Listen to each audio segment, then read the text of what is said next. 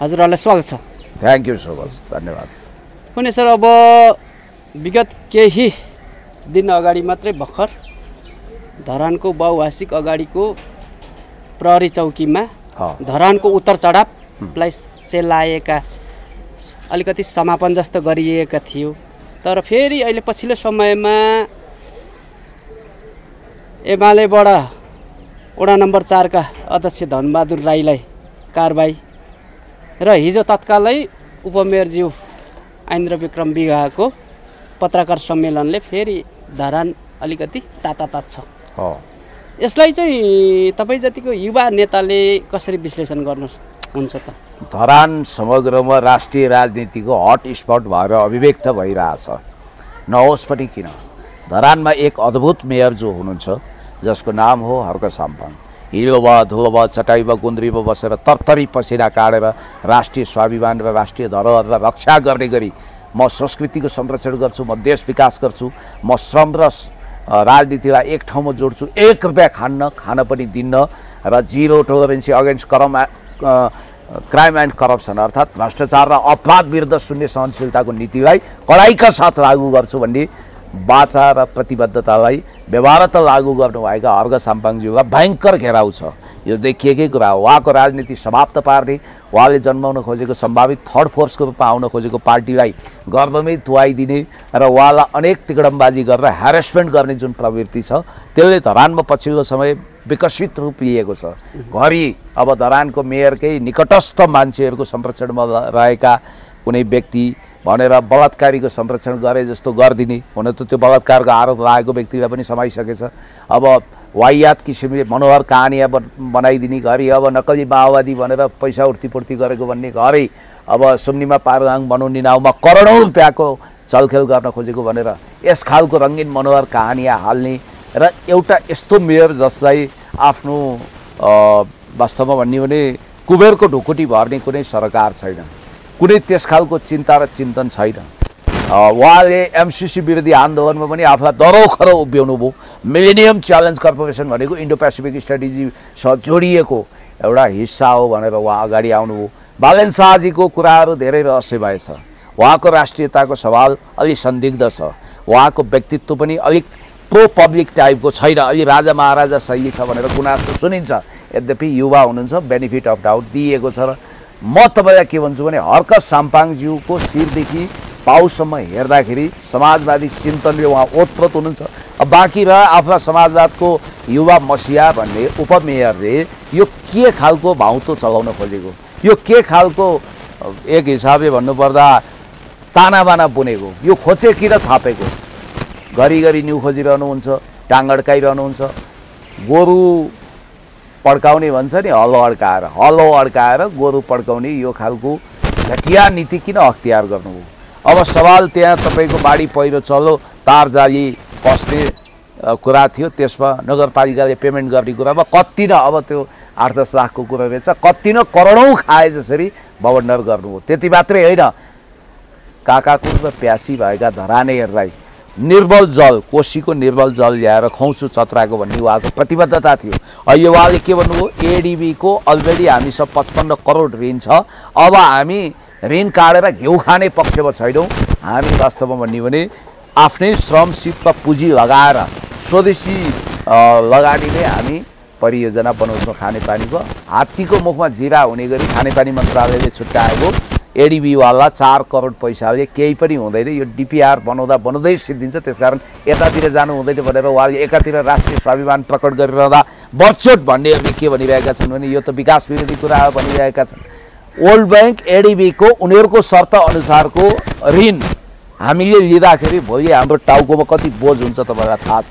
त्यति मात्रै होइन, स्ट्रक्चरल एडजस्टमेन्ट प्रोग्राम भनेर डाक्टर प्रकाश चन्द्र लोहनीको पालादेखि लागू भएर रामशरण महतको पालामा आउँदा क्लाइमेक्स भएको एउटा कृषि क्षेत्रको जुन लगानी छ त्यसले के प्रतिफल दियो? वर्ल्ड ब्याङ्कको लगानीले हामी ऋणको भारी बोक्न अभिशप्त छौँ। त्यति मात्रै होइन, हामीले विदेशी स्वार्थ गाँसिएको सैन्य रणनीतिसँग इन्डो पेसिफिक स्ट्राटेजीसँग जोडिएको ग्रान्टलाई त आलोचना गरौँ। ग्रान्ट भनेको अनुदान भने हामीले सफ्ट लोन वा लोनको सवालबाट धेरै सिन्सियर्ड हुनुपर्छ भन्ने उहाँको मान्यता हो। र अहिले तपाईँले जो भन्नुभयो जस्तो काहीँ नभएको जात्रा हाँडी गाउँ भने जस्तो धरानमा आज तमासा छ। उहिले महान साहित्यकार इन्द्रबहादुर राईजीले आज रमिता छ भन्नुहुन्थ्यो, साँच्चै रमिता चाहिँ धरानमा भइरहेछ। बजेट ल्याउन दिइएको छैन, अब त्यहाँ टाङ अडाइएको छ। घरि अब हर्क साम्बाङज्यूको श्रममा संलग्न भएका महिलाहरूलाई आतङ्कित गरिएको छ। घरि अब उहाँको श्रममा कहीँबाट यसो घुसपैठ गरेको कि यसो हेर्न गएको कुनै मान्छेलाई भान्से भनेर जबरजस्ती न्युज पेलेर उहाँलाई बदनाम गरिएको छ। घरि के गरिएको छ, घरि के गरिएको छ, त्यो सब बन्द गरियोस्। हो, हामी एमाले काङ्ग्रेसहरूलाई पनि हाम्रो पार्टीलाई पनि सबक सिकाउन, चेक एन्ड ब्यालेन्स राख्नको निम्ति नयाँ थर्ड फोर्स जन्मिनु पर्छ, नयाँ वैकल्पिक फोर्स जन्मियोस्। अब रविजीको ट्रायल एन्ड एरर हो, उहाँको ट्रायल सफल भएन, सडकमा गरिएका हस्ताक्षर पनि विवादमुक्त भएनन्।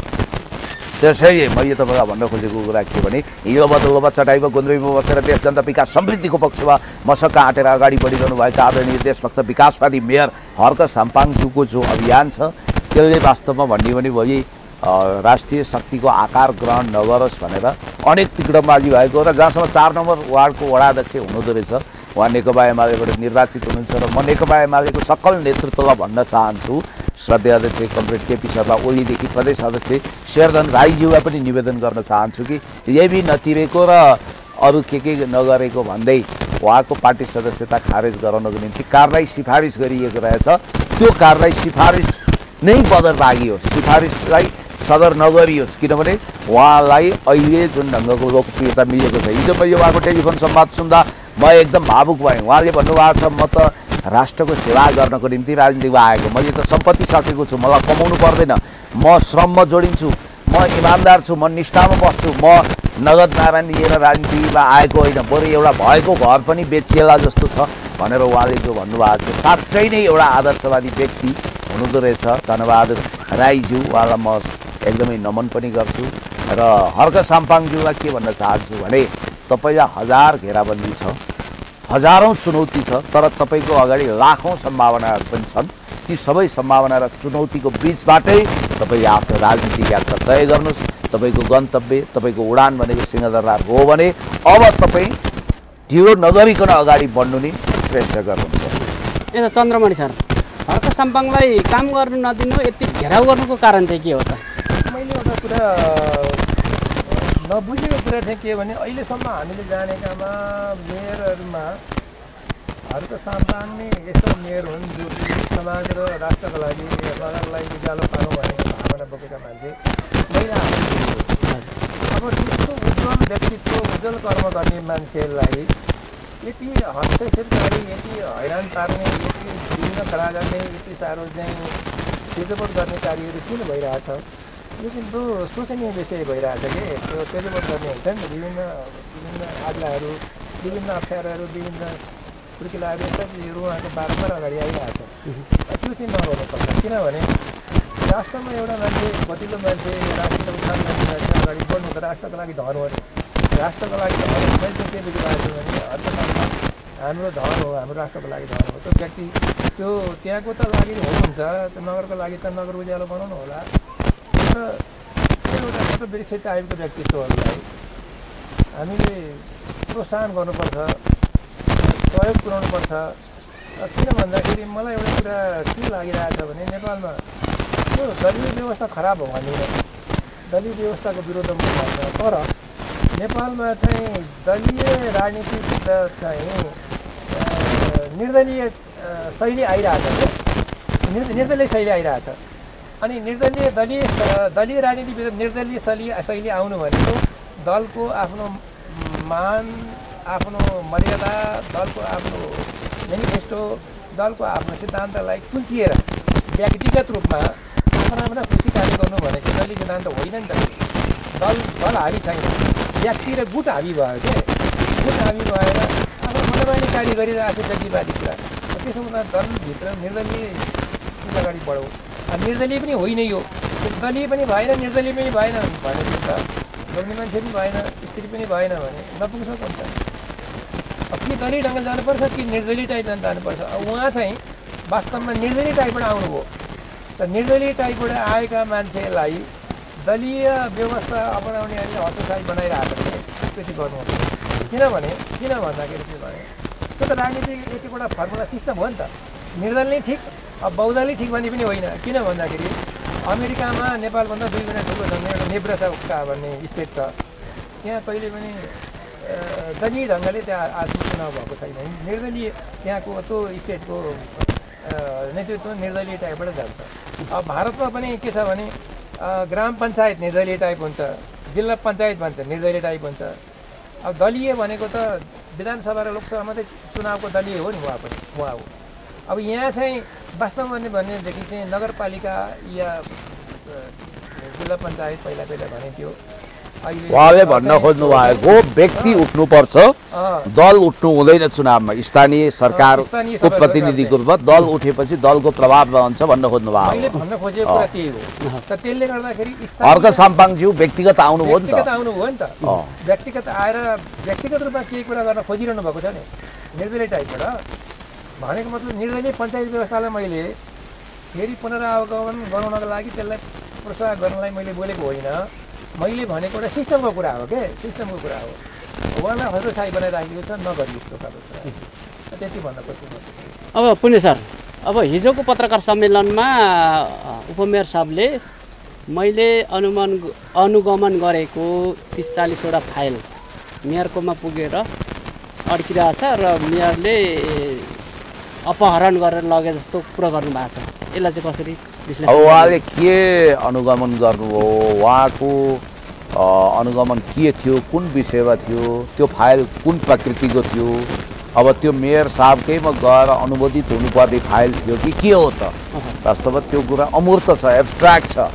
मोहन कोइरालाको कविता थियो, यही मोहन कोइरालाको अमूर्त कविता जस्तै भएको छ र शङ्कर लामिछानेको एब्स्ट्र्याक्ट चिन्तन प्याज टाइपको, यो एकदम एब्स्ट्र्याक्ट टाइपको अमूर्त टाइपको कुरा भयो क्या, यो बुझि नसक्नुको भयो। अब उहाँले केमा अनुगमन गर्नुभयो, कानुनको सीमा र परिधिभित्र रहेर गर्नुभयो कि अथवा बेतुकको कुरा गर्नुभयो कि, यो कुरा त पहिला खोल्नु पऱ्यो नि त।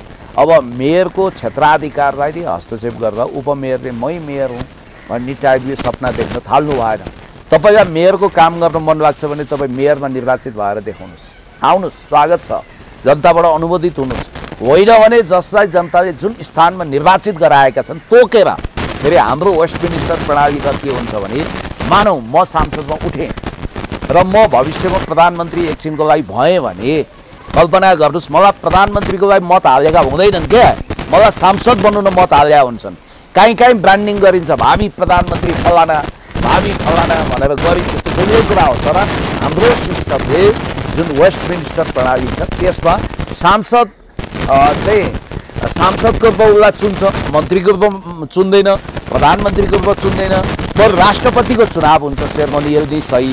तर यहाँनिर हामीले खोजेको के हो भने प्रत्यक्ष निर्वाचित कार्यकारी बनाउनु पर्यो। यो मान्छे प्रधानमन्त्री हो भनेपछि प्रधानमन्त्री पदमै भोट हाल्न पाउनुपर्छ त्यहाँ भन्ने हाम्रो जिकिर हो। अब जहाँसम्म मेयरको कुरा, वडाध्यक्षको कुरो भने तोकेरै त्यहाँ मतदान हुन्छ। उपमेयर भनेर जहाँ भोट मागिन्छ त्यो उपमेयरै हुन्छ, त्यो अरू पदमा पुग्दैन। मेयर भनेर मागिसकेपछि मेयरै हुन्छ र त्यो 5 वर्षसम्मको लागि ढुक्कै, यदि उसको गम्भीर किसिमको फौजदारी केस भएन, यदि उसको नैतिक पतन वा कुनै अपराध कसुर प्रमाणित भएन भने, भ्रष्टाचारजन्य कसुरबाट विशेष अदालतमा मुद्दा लाएन भने, जसरी नागार्जुनको मोहन बस्नेतजीलाई लाग्यो त्यसै गरी भएन भने त्यो पद सतत रहन्छ। स्थानीय स्वायत्त शासन ऐन हेर्दा पनि हुन्छ। भनाइको मतलब हर्क साम्पाङज्यूले जनताबाट पाएको म्यान्डेट के हो भने तपाईँ ढुक्कैसँग 5 वर्षसम्म धरानलाई चलाइदिनुहोस्। आज ग्रिन सिटी उहाँको योगदान हो नि, रुख रोप्नु भएको छ, प्राकृतिक संरक्षण गर्नुभएको छ, महान काम हो त्यो। अहिले ग्लोबल वार्मिङको यो बेलामा कति राम्रो काम गर्नुभएको छ। यदि उहाँलाई अन्तर्राष्ट्रिय सम्मान मिल्यो भने पनि यसमा आश्चर्य मान्नु पर्दैन। ग्रिनरी सिटी बनाउनु भएको छ, त्यहाँका सडकहरू यस्ता हेर्दा यस्तो लाग्छ कि ती हेमा मालिनीका चिल्ला गालाहरू हुन्, त्यति सुन्दर सडकहरू उहाँले बनाउनु भएको छ। त्यस कारणले गर्दाखेरि धरानको ब्युटिफिकेसनको लागि, धरानको विकासको लागि त्यहाँ क्रसर व्यवसायीहरूको चलखेल, इँटा ढुङ्गा खानीवालाहरूको चलखेल, 2 नम्बरी धन्दाबाजहरूको काम सबै रोकिएको छ र ती माफियाहरू एक ठाउँमा आएर उहाँलाई भौतिक, मानसिक, राजनीतिक रूपमा थ्रेड गरिरहेका छन्। र म भन्न चाहन्छु, ए बाबा ढुङ्गाको काप फोरेर पनि उम्रन्छ पिपल, उहाँलाई काम गर्न दिउँ। काम गर्ने मौका दिउँ। र उपमेयर साहबलाई म के भन्न चाहन्छु भने कुर्सीमा बसेर दिउँसै सपना देख्नु भएन। तपाईँले हो अदालत गएर कार्यवाहक मेयरको एउटा चिठी पनि लिएर आउनुभयो, अर्थात् एउटा आदेश लिएर आउनुभयो। त्यतिखेर लाइक माइन्डेड हर्क साम्पाङजीले सिनियर वडाध्यक्षलाई कार्यवाहक मेयर छोड्नु भएको थियो। तपाईँ त्यसमा असन्तुष्ट हुनुभयो। कानुनमा त तपाईँलाई त्यो अधिकार मिल्यो। 6-7 दिनसम्म तपाईँले पिसाबको न्यानोमा रमाउने मौका पाउनुभयो। तपाईँ त्यो कुर्सीमा बसेको भनेको त के हो भने सपना देखे जस्तो हो। तपाईँ साँच्चै मेयर भएर मेयरकै काम गर्ने हो भने मेयर पदमै लडेर जितेर देखाउनु पर्यो। अस्ति त काङ्ग्रेसको गठबन्धनमा तपाईँले त्यत्रो मत प्राप्त गर्नुभयो र जित्नुभयो। तपाईँलाई व्यक्तिगत रूपमा खण्डन मण्डन गर्न चाहेको होइन। तपाईँले हेर्नुहोस् जतिखेर तपाईँ हर्क साम्पाङज्यूसँग बसेर हिउँमा दुःखमा चटाइमा गुन्द्रीमा बसेर सोफा सेटमा नबसिकन एसीवाला कारमा नहिँडिकन 5 स्टारको लन्च र डिनरमा नडकारिकन काम गर्ने हर्क साम्पाङज्यूलाई तपाईँले अहिले जसरी आलोचना गरिरहनु भएको छ त्यो कतै शोभा दिँदैन। त्यस कारणले गर्दा मैले बारम्बार भन्छु कुण्ड कुण्ड पानी मुण्ड मुण्ड बुद्धि टाउको अनुसारको बुद्धि हुँदो रहेछ। त्यस कारणले तपाईँले सम्यक भाव राखेर अगाडि बढ्नु पर्यो। तपाईँ उदार हुनु पर्यो। तपाईँलाई पार्टीको आदेश होला, त्यो आदेश तामेल गर्नुपर्ने तपाईँको आवश्यकता वा बाध्यता होला। तर देश बन्ने कुरोमा एक ढिक्का हुनुपर्छ। राष्ट्र निर्माण गर्नुपर्छ। सिङ्गापुर जस्तो देशलाई कसरी फर्स्ट वर्ल्ड कन्ट्रीको रूपमा सिङ्गापुरको रूपमा सजाउनु भयो त ली कुवान यूले। देङ साओपिङको दूरदर्शी नीति माओ सेतुङले चीनलाई आधुनिकीकरण गर्नुभयो। देङ साओपिङले त्यसमा आर्थिक समृद्धिको जग हाल्नुभयो। अहिले प्रेसिडेन्ट सीले त्यसलाई ग्लोरिफाइड गर्नुभएको छ। त्यसै गरी एउटा मनोबल गिरेको राष्ट्रलाई विश्व मानचित्रमा प्रतिष्ठित राष्ट्रको रूपमा फेर्नको लागि भ्लादिमिर पुटिनले जसरी रसियामा योगदान गर्नुभएको छ र नेपालमा पनि यस खालका शासकहरूको जन्म हुनु अपरिहार्य छ। होइन भने हाम्रो यो सुन्दर शान्त सभ्य भव्य हिमवत खण्डको यो देश, यो महान देशको अस्तित्व नै धाराशायी हुने हो कि भनेर हामी डराइरहेका छौँ। र हर्क साम्पाङज्यूलाई डिस्टर्ब नगरियोस्, उहाँलाई काम गर्ने मौका दियोस्, यही भन्छु। चन्द्रमणि सर, मेयर र उपमेयरको दूरी किन यसरी बढिरहेको छ जस्तो लाग्छ तपाईँलाई? कस्तो भन्छ भने यसमा मतान्तरबाट आफ्नो मतान्तरले तलमाथि पर्नु ठिक छ। मतान्तर हुन्छ नि, मतान्तर भनेको उहाँले लिएको विचार र उहाँले लिएको विचार बाजियो भने, विचारमा विरोध भयो भने कहिले हुनसक्छ। अब त्यो चाहिँ मैले दुवैजनालाई नजिक बसेर अध्ययन नगरेको हुँदा यसबारेमा मैले यसै हो भन्दा चाहिँ अलिक मलाई गाह्रो पर्यो है। त्यसै बसेर किनभने दुवैजनालाई मैले तुलनात्मक ढङ्गबाट अध्ययन गर्न पाएको छैन। मैले उपमेयरजीलाई भेटेको पनि छैन होइन। अनि मेयरजीलाई चाहिँ मैले भेटेको हुँदाखेरि एउटा पनि देखादेख भयो। उहाँका विचारवाणीहरू पहिले पनि मैले युट्युबमा सुनिरहेको छु, उहाँले गरेको कुरा। त्यसो हुँदा उहाँको बारेमा अलिकति मैले त्यही सुनेको बुझेको छु। उपमेयरजीको बारेमा मैले बुझेको छुइनँ। उहाँले जो भन्नुभयो त्यो बुझेरै भन्नुभयो होला, सर्वपति सरले बुझेरै भन्नुभयो होला कि अब उहाँकै अभिव्यक्तिलाई हामीले अहिलेलाई लिउँ न, त्यसैलाई सार्थक दिउँ। पनि सर, अब अन्तमा आजको यो श्रमदान थियो धरानमा, आज निकै माहौल भावुक बन्यो होइन? दुईजना वडाध्यक्षज्यूलाई जनता र मेयरले त्यहाँनिर भव्य स्वागत गर्यो। तपाईँलाई पार्टीले निष्कासन गर्छ भने पनि हामी तपाईँलाई स्वागत गर्छौँ, देशभक्तमा जोडिनुहोस् भनेर आज ठुलो त्यहाँ भावुकताले स्वागत गरियो। यसलाई कसरी हेर्नुहुन्छ? यस्तो मल्टिपार्टी डेमोक्रेटिक सिस्टममा पार्टी भन्नासाथ छिछि दूर गर्ने, घृणा गर्ने यो खालको अभियान पनि चलाउनु हुँदैन। तर एउटा कुरा निश्चित के हो भने पार्टीको नाउँ मल्टिपार्टी डेमोक्रेटिक सिस्टम त हो, तर यो दलतन्त्र वा नेतातन्त्र होइन, यो एरिस्टोक्रेटिक सिस्टम होइन, यो फ्युडलिस्टिक सिस्टम होइन। यो भनेको तपाईँको समाजवाद उन्मुख संविधानले प्रत्याभूत गरेको मूल्य र मान्यतालाई एडप्ट गर्दै अगाडि बढेको सिस्टम हो। हामी काशीजारी कुत्तीको बाटो अपनाउँदैछौँ कि एकचोटि रिभ्यू गरौँ न। हामीलाई जानु छ समाजवादमा, हामीले त्यसको फाउन्डेसन बनाएका छैनौँ। शिक्षा र स्वास्थ्यको राष्ट्रियकरण गरेका छैनौँ। घाँस कपास शिक्षा स्वास्थ्य सुरक्षामा आधारभूत भूमि तहका मान्छेहरूको पहुँच पुर्याएका छैनौँ। हामीले टाई बान्नेहरूको पक्ष पोषण गरेका छौँ कि गाई बान्नेहरूको? गम्भीर सवाल यहाँनिर छ। त्यस कारणले गर्दाखेरि म भन्न चाहन्छु तपाईँ काशी जानु छ भने समाजवादी काशीको यात्रा तय गर्नु छ भने तपाईँ कुत्तीतिर नलाग्नुहोस्। त्यही भएर मैले भन्न खोजेको हर्क साम्पाङज्यूको कार्यशैली भनेको कम्पेरेटिभली समाजवादी छ। समाजवादी राज्य प्रणालीका नर्म्स एन्ड भ्यालुजलाई उहाँले एडप्ट गर्नुभएको छ र यसमा आइडियोलोजिकल हिसाबले पनि नव उदारवादी अर्थतन्त्र भन्छ नि, न्यू लिबरलिजम, त्यसमा खाऊ पिउ मोज गर दुनियाँ रङ्गिन्छ भोज गर टाइपको उपभोक्तावादी संस्कार पनि मिश्रित हुन्छ। उत्तराधुनिकतावादी चिन्तन वासै गनाउँछ। यस ढङ्गको घटिया चिन्तन बोकेर डाक्टर रामशरण महतो वा प्रकाश चन्द्र लोहनीको आर्थिक सोचको ढाक्रे बनेर यो देश कहीँ कतै पुग्न सक्दैन। वेलफेयर स्टेट बनाउने हो। अहिले तपाईँले देख्नु भएन बुर्किना फासोमा थोमस सङ्कराको स्कुल अफ थट पछ्याएर, थोमस सङ्करा त्यो व्यक्ति हुन् जसलाई अफ्रिकी कन्टिनेन्टको चे गुएभारा भनिन्थ्यो, उनलाई निर्ममतापूर्वक हत्या गरे, उनको समाजवादी चिन्तन थियो। हो त्यही बुर्किना फासोमा इब्राहिम ट्राउडे भन्ने एकजना शासकले रेडिकल चेन्ज गरिदिए। फ्रान्सेली कम्पनीलाई लखटे सुनहरूको खानीलाई त्यो माइन्सलाई उनले राष्ट्रियकरण गरेर त्यो देशको जिडिपी वात्तै बढाइदिए, राष्ट्रिय सार्वभौम सत्ता पनि दरोखरो बनाइदिए। हो त्यस्तो खालको शासकको उदय यो देशको प्रतीक्षाको विषय हो। त्यसकारण हर्क साम्पाङज्यू भनेको भविष्यको उज्यालो ताराको रूपमा अगाडि आउनुहुन्छ म यहाँ आशा गरेको छु। र जहाँसम्म मलाई लाग्छ वडाध्यक्षको जुन सम्मान भएको छ, अब स्वाभाविक रूपमा तपाईँले राम्रो काम गर्नुहुन्छ भने सम्मान हुन्छ।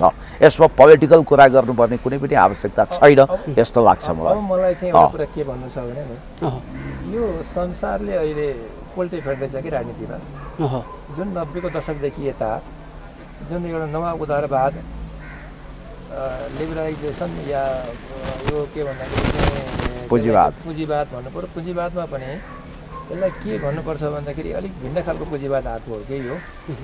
यो चाहिँ म चाहिँ पुँजीवाद भन्दा पनि धनवाद भन्छु। यो धनवादभित्र चाहिँ माफियावाद भन्नु पर्यो। यसले संसारलाई साह्रै भएको छ। अहिले युरोपमै आफै रोइरहेछ, अमेरिका थला पऱ्यो, हाम्रो देश पनि थला पऱ्यो। र त्यसले गर्दाखेरि यो संसार यो जुन चिन्तनले नि, यो चिन्तन अहिलेको जुन विश्वव्यापी जुन चिन्तन छ नि, यो यसलाई चाहिँ उदार अर्थव्यवस्था भन्छ नि अहिले, खुल्ला अर्थव्यवस्था, खुल्ला अर्थव्यवस्था, यसमा ठुलो एउटा सङ्क्रमण आइरहेको छ अहिले। यसैको बाइपोट विभिन्न किसिमको घटना घटिरहेछन्। र त्यसले गर्दाखेरि हामीलाई समाजवादमा जानु जरुरी छ। यसले हामीलाई भलो गर्दैन। अहिले युरोप पनि खलबली आइरहेछ, अहिले अमेरिका आफैभित्र खलबली आइरहेछ। किनभने अमेरिका कस्तो खलबली आइरहेछ भने 15 दिन 20 दिनमा उसले आफ्नो नीति चेन्ज गर्छ क्या। त यहाँ पनि नेपालमा पनि त राजपत्रमा निकालेपछि मात्रै नीति चेन्ज गरिन्छ।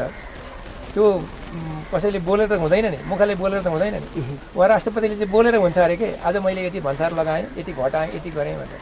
त्यो त विधि नियमभित्र पर्ने चिज होइन।